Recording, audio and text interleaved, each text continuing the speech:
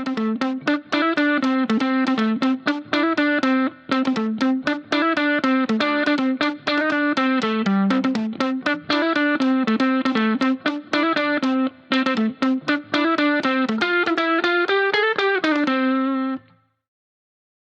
dancers and skaters! It's teacher Lina. Today I'm in not so typical clothing. I'm actually going to dry my hair first. I'm just kidding. No. Why? So I'm trying this new thing out where I don't know, I pick parts of my clothes while I talk about really cool ballet things. Is that weird? Yes, it is. So I'm just gonna get ready first, and then maybe I'll get back to you guys. I'm gonna dry my hair first. Then I'll talk to you about the difference between, or what I feel the differences are between your pointe shoes and your figure skates. So I've got my figure skates here, and I want to talk to you about it as a professional, or no, as a post-professional ballet dancer. So I'm gonna be talking to you about the main differences of the feelings in a pointe shoe and a figure skate. I mean, I'm sure you can already guess, but I guess I can point a few other random things out about my own observations about them. I'm just gonna dry my hair first so that I can speak to you guys a lot better. Okay, somewhat back. Anyway, so today again I'm going to be talking about the differences, or maybe just like what I feel the differences between wearing my pointe shoe and wearing my skating boot. And right now I'm using Resports. There are also different types of skates, just like there are different types of pointe shoes. I did a few things and research before I got into skating. Again, I mean, this is like my quarter life thing, if you want to call it. I guess it's just like, because it has so much relation to ballet, I really wanted to learn how ballet would apply to figure skaters more formally. And I'm really lucky that I got a really good teacher, Miss Annette Thomas.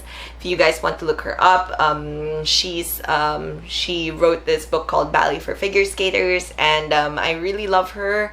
She works with a lot of really great people who talk about ballet and ice and the importance of ballet for figure skaters. And because of that, I'm so into it, and I work with the Philippine Skating Union at the moment, and I love their skaters. I love the skaters also. I mean, right now there's only one rink here, but yeah. Anyway, wait, moving on. So today, sorry, very randomly, because my class is like in maybe a few 10 minutes, I'm going to be putting this on over my Poppy Leo from our shop. By the way, you guys can check that out. It is upside down. Today's a home studio day, so I decided to do a vlog from home, of course, and I'm going to be, again, in a more that's really gross, in a more comfy look. And then I'll be wearing my, I love this skirt so much. I regret not buying a lot of it, because anyway, when I go home to Tokyo this coming October, I'm going to be buying more of these in different colors.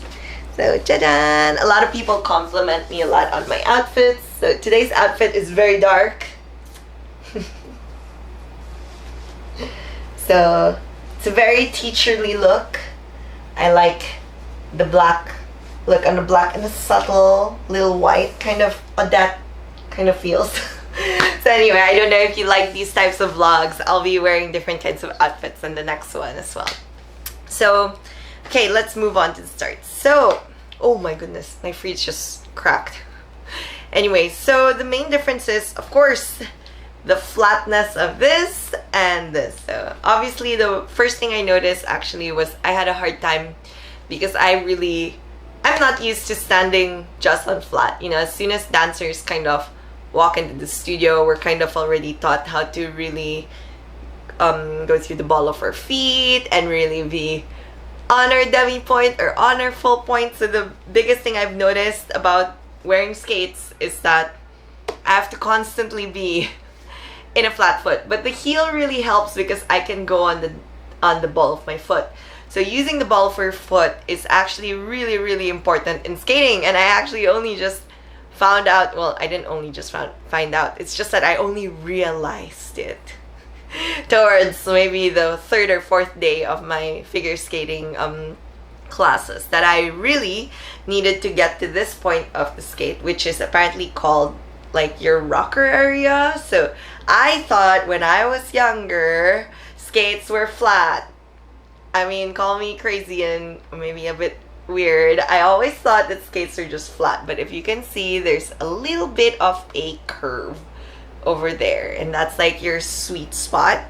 And that's where apparently they do all their spins. And I'm like, oh, it's like turning on dummy point, except you're turning, oh wait, no, you're spinning on dummy point, except I guess like you're like on a lower demi point. So I'd assume the turnboard would be great for them, but I don't know, that's just me assuming.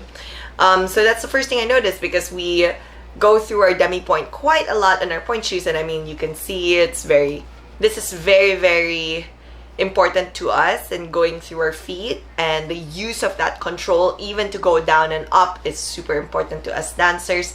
So that's the main difference that I felt, because in a boot you're so constricted here, and I'm not used to that. I mean, as much as they think that point shoes are constricting here, they aren't actually, because look, the box is actually quite soft, and we actually need a little bit of room in there also, and we actually like to be able to spread our toes. I guess it depends per dancer. Well, at least I didn't like them as tight, and the fit was really important, and the use was really important, so function was always important, same as with skates. I think that's the main similarity as I see between the two, is obviously it's always function over anything. I know a lot of people who go for like the pretty looking skate, also kind of like people going for the pretty looking point shoe, but it's really important that you're very comfortable in your skates. And when I got these, they actually baked them for me.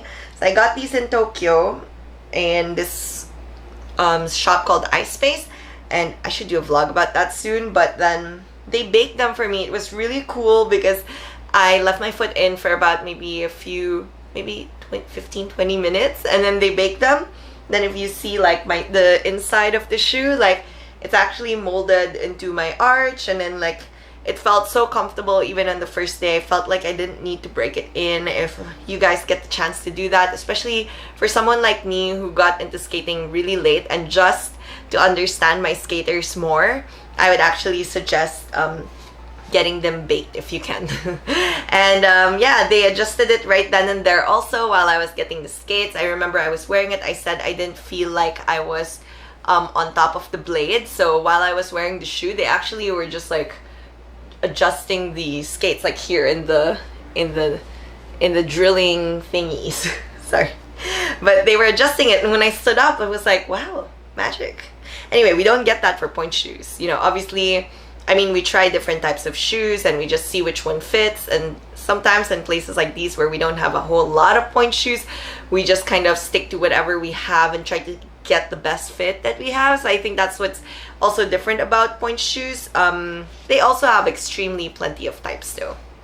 Anyway, another main difference I might want to point out is that I actually thought that when you buy a boot, it comes with a blade, but apparently you have to buy the blades separately, much like you need to buy point shoes, and the ribbons and garters would be different per preference.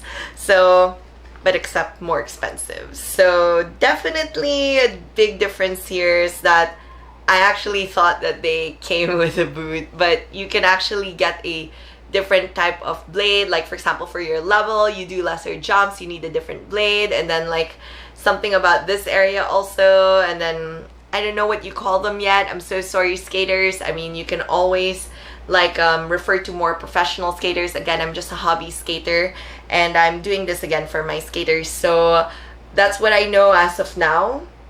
And like, I actually was surprised that they were really expensive, because when they told me how much the boot was, I was thinking, okay. And then when they said how much the blade was, I said, oh, okay, so we're supposed to buy both. Obviously, because I can't skate without the blades. So anyway, yeah, definitely was quite a purchase for me. But knowing that they would last me a long time was a great thing also for me. And they work out so well for me and they fit so well for me. I'm glad that I was able to go to a shop that really was able to take care of me and my needs. And I don't feel like the need to change my shoes at all. And I think they're gonna last a long time.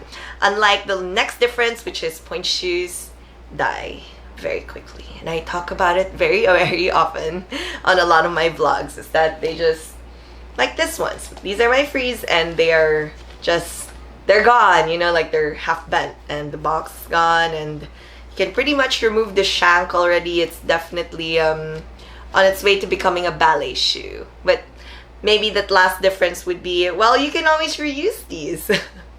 And I don't know if you can reuse your skates, maybe. I don't know if you can, but definitely the Pointe shoes, once it's dead, it's just gone.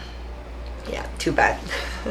But yeah, I think those are the main differences that I feel like a Pointe shoe and a ballet shoe have. And in terms of use, it's mostly just the flat foot that I really need to get used to. But finding out that I could use that demi point definitely helped me so much. And being on your toe pick is very comfortable for me because I'm used to being on my toes.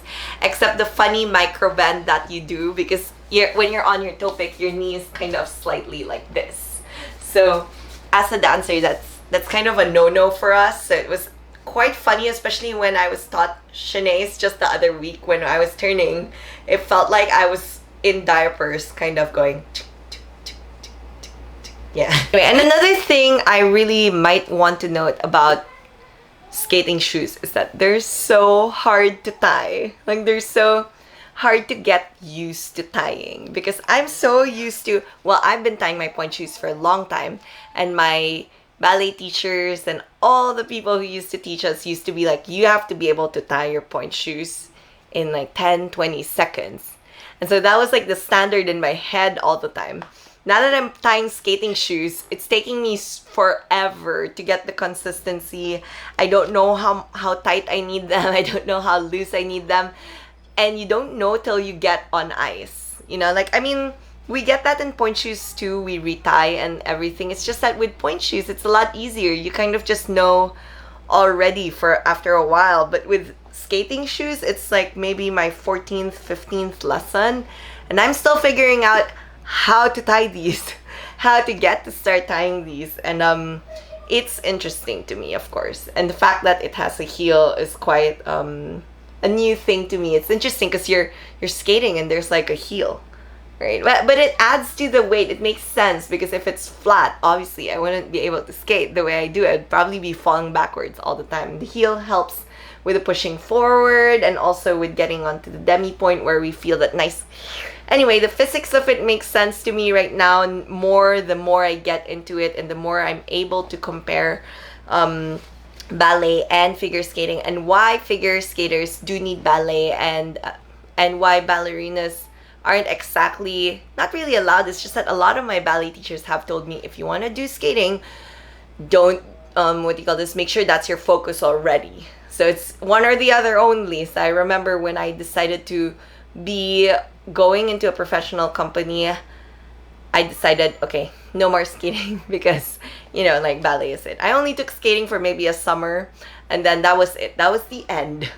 I mean, I got skating shoes. I remember my mom was so angry at me because she was saying how I spent so much money. So anyway, this time around, I bought the skating shoes on my own for myself. So I'm really glad I got into it, and I'm really glad I'm able to help out so many of my figure skaters here in the Philippines, and they're amazing. They're such amazing people. Also, it's a different community, so I'm quite enjoying it also. So I hope that, I mean, everyone's enjoying these vlogs and these comparisons, and I hope that I'll be able to help out the skating and the dance community, I mean, here in Manila. So anyway, I hope that this video kind of gives you a little bit of a fun insight on skating and ballet's differences, or maybe Pointe shoes and skates difference. I love that I'm doing vlogs like this because I'm enjoying learning skating but appreciating ballet a lot more. So I hope that you guys enjoy these vlogs, and I hope to give you more content like these too. If you like what you heard today, definitely hit me up and let me know what else you'd love to hear about my journey as a ballet teacher or an ex-pro ballet dancer, learning how to do skating, and let's see where this takes me because I'm definitely enjoying this. So this is teacher Lina again, and I hope that you like this video.